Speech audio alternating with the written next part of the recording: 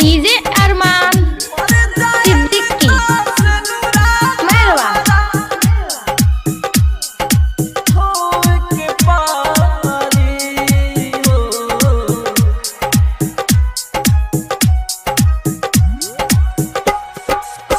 साचा कइले हो खब मोहब्बत रोए के परी।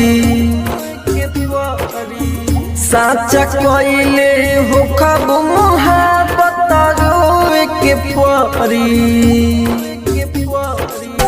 मर जाएम तास नुरा तोहरा धोए के पारी हो।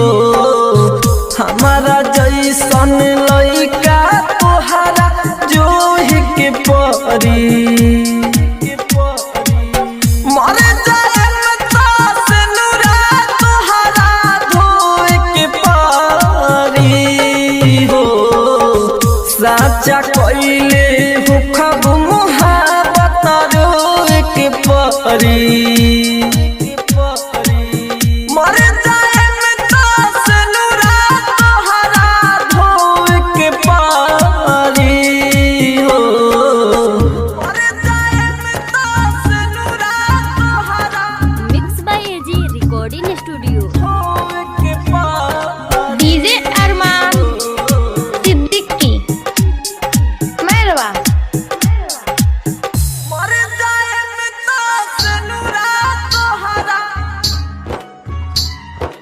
धोए के पारी हो।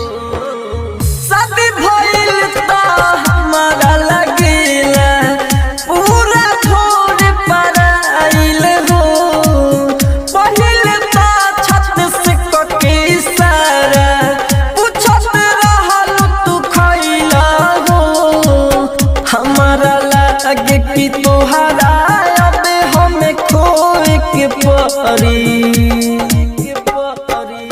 मर जाएम तास नुरा तोहरा धोए के पारी हो।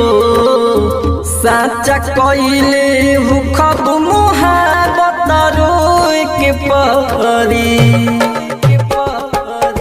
मर जाएम तास नुरा तोहरा धोए के पारी हो। मर जाएम तास नुरा तोहरा आप सुन रहे हैं एजी एंटरटेनमेंट की धमाकेदार प्रस्तुति। डीजे अरमान सिद्दीकी मेहरवा। मर जाएम तास नुरा तोहरा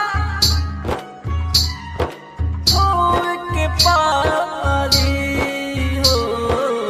राइटर विदेशी से काहे गोरी मुहावा फेर के रहेलू। राज राजधानी के पाके सुना उनके ओरी तू बहेलू। मन बुझे नहीं बतिया त हमारा सोए के परी। मर जाएम तास नुरा तोहरा धोए के पारी हो। साचा कइले हो कब मोहब्बत रोए के परी।